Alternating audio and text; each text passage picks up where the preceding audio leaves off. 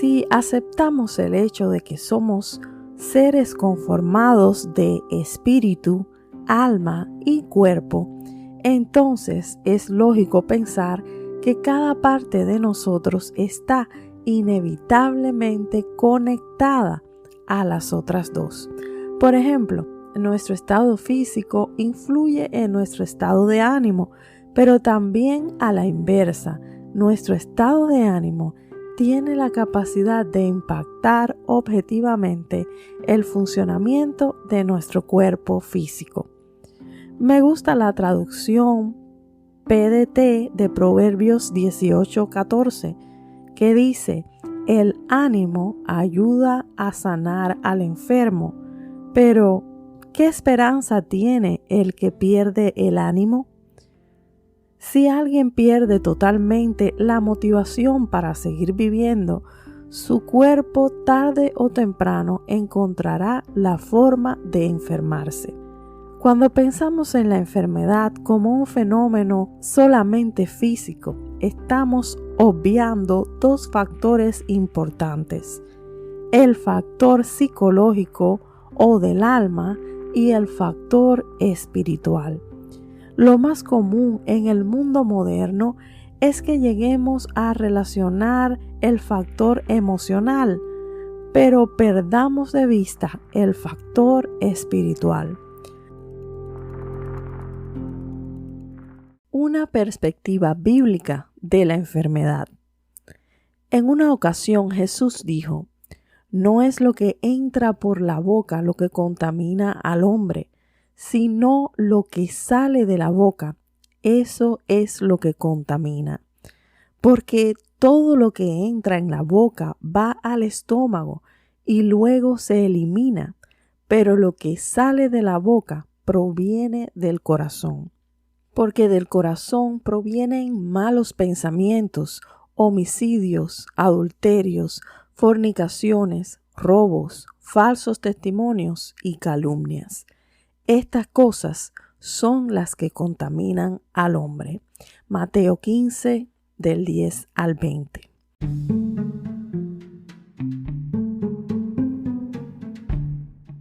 Bienvenido al estudio bíblico de esta semana. Antes de continuar, asegúrate de suscribirte a nuestro podcast. Puedes hacer esto en tu plataforma de audio favorita y también puedes seguirnos en nuestras redes sociales, donde publicamos estudios semanales y otras reflexiones de temas cristianos. Dicho esto, quédate con nosotros. Bien, la Escritura dice que los fariseos, al escuchar estas palabras del Señor, se escandalizaban, pero ellos habían sido educados para seguir estrictas normas de higiene y tenían altos estándares de pureza ritual, por lo que cabe preguntarnos, ¿a qué se refería Jesús cuando hablaba de contaminación de adentro hacia afuera? Ciertamente, su intención no era restar importancia a las normas más comunes de higiene que normalmente seguimos, como el lavado de manos. Su objetivo era más bien resaltar la importancia de cuidar nuestras palabras y la pureza de nuestros pensamientos, pues en la cosmovisión hebrea del mundo, el corazón representa no solo el centro de nuestras emociones, sentimientos, pasiones y deseos, sino también el asiento de nuestros pensamientos, el razonamiento y la voluntad. El corazón, en un sentido figurado, abarca todo lo que no es estrictamente exterior y físico, es decir, el corazón es la esencia interior del hombre, según la Biblia, incluyendo la conciencia, la memoria y el intelecto. Pensemos por un momento en lo que transmiten estos versículos.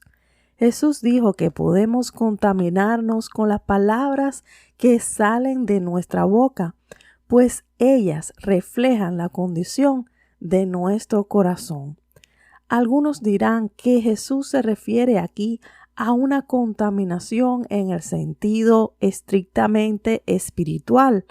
Después de todo, el pecado contamina el alma, pero la verdad es que esta explicación no parece coherente en el contexto en que se da, ni tiene demasiada lógica. Para empezar, si leemos a partir del verso 1, encontramos que Jesús estaba respondiendo a las preguntas de los escribas y fariseos. ¿Por qué tus discípulos no respetan la tradición de lavarse las manos antes de comer? Por lo que la respuesta de Jesús probablemente debería interpretarse más en el contexto físico y ceremonial. Por otra parte, tomando su argumento sobre la maldad que sale del corazón, si los malos pensamientos, homicidios, adulterios, fornicación, robo, falsos testimonios y calumnias ya están dentro, en lo más profundo de nuestro ser, es decir, en el corazón, ¿qué contaminación espiritual pudiera ser peor que eso? Sin embargo, todo el pasaje cobra sentido cuando interpretamos que Jesús no estaba hablando de una contaminación espiritual, sino también de una contaminación física. Puesto de otra manera, el pecado que sale del corazón puede contaminar el cuerpo. Esta contaminación es natural y tiene lugar todo el tiempo a través del vínculo de las palabras. Esta es la misma idea que encontramos en otras partes del Antiguo Testamento, especialmente en el libro de Proverbios, donde leemos cosas como esta: del fruto de la boca del hombre se llenará su vientre, se saciará del producto de sus labios. Proverbios 12:14 y 18:20. Imagine que sus palabras pudieran literalmente convertirse en comida. ¿Cómo cree que luciría su cena de hoy? ¿Se atrevería a comérsela? ¿Cuál es la probabilidad de que sus palabras se conviertan en un delicioso manjar? Estoy convencida de que algunos a lo menos sufriríamos una severa indigestión. Otros probablemente se intoxicarían y quizá hasta terminarían en la sala de urgencias. Aunque este es solo una especie de ejercicio gracioso, la verdad es que refleja un principio bíblico. Nuestra condición espiritual influye directamente en nuestro cuerpo. No todas las enfermedades y padecimientos que nos afligen tienen una causa espiritual o emocional. Algunas son simplemente un resultado del medio ambiente en que nos desarrollamos y del proceso natural del envejecimiento. Pero si pudiéramos realmente llegar al fondo del asunto, encontraríamos que la gran mayoría de nuestras enfermedades y padecimientos tienen una raíz espiritual, especialmente aquellas que no tienen cura o cuya causa natural se desconoce. Aunque la enfermedad es a menudo un fenómeno bastante complejo, ayuda a entender que hay algunos lineamientos y principios bíblicos que pueden ayudarnos a descifrar y superar muchas enfermedades. Un primer principio bíblico sobre las enfermedades es que todas ellas están directa o indirectamente relacionadas al pecado. Esto significa que todos somos vulnerables a la enfermedad mientras estamos en este cuerpo mortal, pero también significa que Dios no desea, es decir, que nunca es la voluntad de Dios que estemos enfermos. La Biblia llama a la enfermedad aflicción en Job 42:10, cautividad en Lucas 13:12 y opresión en Hechos 10:38. Aflicción, cautividad y opresión. Ninguna de estas tres cosas proviene de Dios, porque Él es nuestro libertador. De hecho, uno de los nombres de Jehová es Rafa, que significa el que sana y restaura. Desgraciadamente, tenemos muchas organizaciones religiosas que ven la enfermedad como una especie de penitencia divina. Es decir, que Dios es quien nos manda las enfermedades. Esta opinión va en contra de la enseñanza bíblica, pues claramente la Biblia define la sanidad física como el aspecto inseparable de la salvación. La pregunta no tendría que ser, ¿quiere Dios que yo sea sano? Sino más bien, ¿qué obstáculos hay en mi vida que impiden que yo sea sano? Y cuando hablo de obstáculos, no me refiero a la falta de fe, como algunos aseguran. Ya hemos dicho que las enfermedades pueden ser de una naturaleza muy compleja, donde participan diferentes factores físicos, emocionales y espirituales. En última instancia, usted es el heredero de una salvación total en Cristo Jesús, y sus enfermedades no podrán afligirlo más allá de esta vida. Sin embargo, Dios le ha dado su palabra y la guía del Espíritu Santo para que pueda comenzar a disfrutar de esta herencia liberadora cuanto antes. ¿Se interesa Dios por nuestra salud física? La respuesta a esta pregunta se hace evidente cuando analizamos la vida de Jesús, quien invirtió la mayor parte de su tiempo y su ministerio atendiendo a las necesidades físicas y espirituales de la gente. Además, la Escritura afirma que Jesús no hizo todos estos milagros y prodigios en su propio poder y autoridad, sino que los hizo bajo la unción y en el poder del Espíritu Santo. Lucas 4:18. Sanaba Jesús a todos los enfermos todo el tiempo y en todo lugar. Varios pasajes de los evangelios parecen sugerir que el Señor sanaba a todos los que llegaban para escucharle hablar, muchos de los cuales apenas lograban tocar el borde de su manto a causa de la gran multitud que le seguía.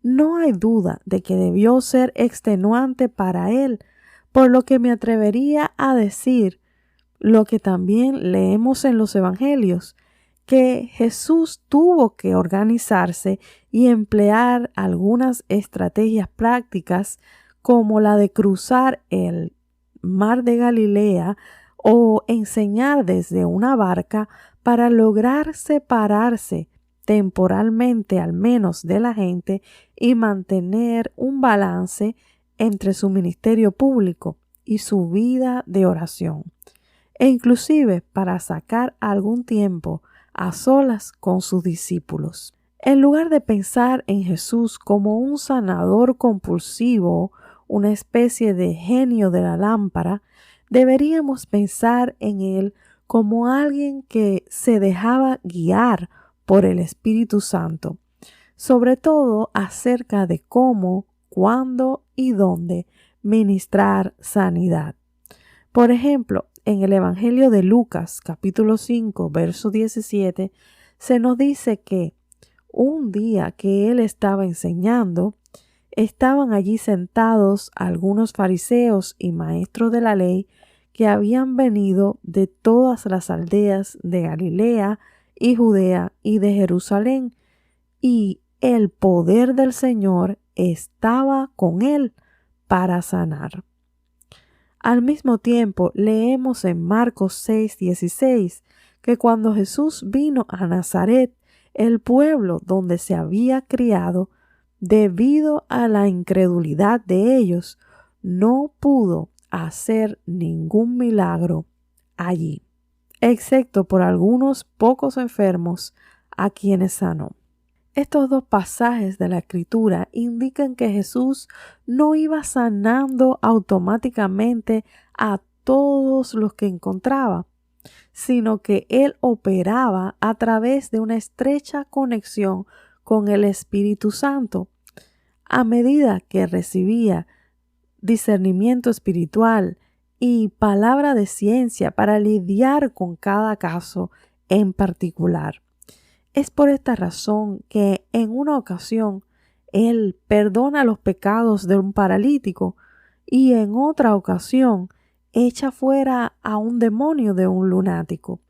Jesús se encontraba temporalmente limitado por su naturaleza humana, pero al mismo tiempo permanecía sobrenaturalmente dotado con la visión, el discernimiento, el poder y la sabiduría del Espíritu Santo para enseñar y hacer grandes señales. Una de las cosas más espectaculares y sorprendentes de tener al Espíritu Santo en nuestros corazones es que el Espíritu Santo es la mente de Cristo.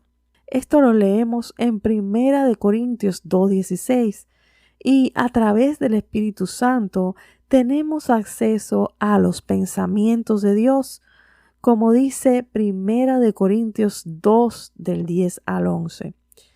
Así que una persona que se encuentra en una relación íntima con el Espíritu Santo comenzará a percibir en su interior cuál es el corazón y el deseo de Dios, no solo para él, sino también para los demás.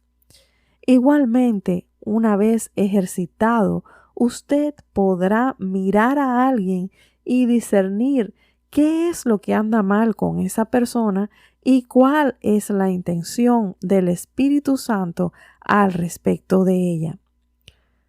Esta es una de las muchas habilidades sobrenaturales que el Espíritu Santo imparte a los creyentes y que puede ser útil sobre todo a la hora de ministrar sanidad, ya sea dentro o fuera de la congregación local. Debo decir que he sido testigo de varias personas que ya están operando a este nivel en la actualidad y es una de las cosas que más me atraen en materia de dones espirituales. Puede que usted lo vea como algo demasiado remoto y poco común, pero el don de ciencia es algo real y se encuentra disponible para todo creyente nacido de nuevo que, al decir del apóstol Pablo, esté dispuesto a desear ardientemente los dones del Espíritu, los cuales son para edificación de la iglesia. 1 Corintios 12:31. Y bien, ya sea que usted haya llegado a este nivel de intimidad con el Espíritu Santo o que esté apenas aprendiendo a caminar con Él y a oír su voz, hay muchísima información en la Escritura, en la palabra revelada de Dios con respecto al tema de las enfermedades, y este debe ser siempre nuestro punto de partida. Recuerda cuando hablamos de contaminación al inicio de este estudio. En los próximos episodios vamos a delinear más detalladamente 5 de las causas espirituales más comunes de las enfermedades según la Biblia: pecado personal, maldiciones generacionales, mal uso de la lengua, falta de perdón y actividad demoníaca.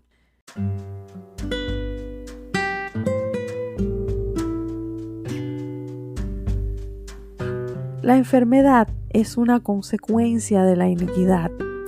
Este es un principio básico que encontramos una y otra vez en la Sagrada Escritura. Sin embargo, de la misma forma que el pecado trae consigo enfermedad y muerte, el perdón produce sanidad, restauración y vida. Dicho de una manera sencilla, la sanidad es parte de la salvación y es así como usted y yo deberíamos entenderla. Es importante tener una perspectiva bíblicamente correcta y sana de la enfermedad, pues de otra manera nunca estaremos listos para recibir sanidad divina en nuestros cuerpos.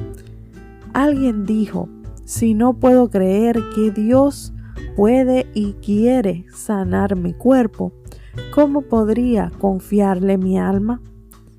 Si bien nuestro entendimiento de la enfermedad pudiera no ser perfecto al momento presente, la última cosa que deberíamos perder de vista es el verdadero carácter de Dios, nuestro sanador y restaurador. Como declara David en el Salmo 103:3, Él es quien perdona todas mis maldades, quien sana todas mis enfermedades.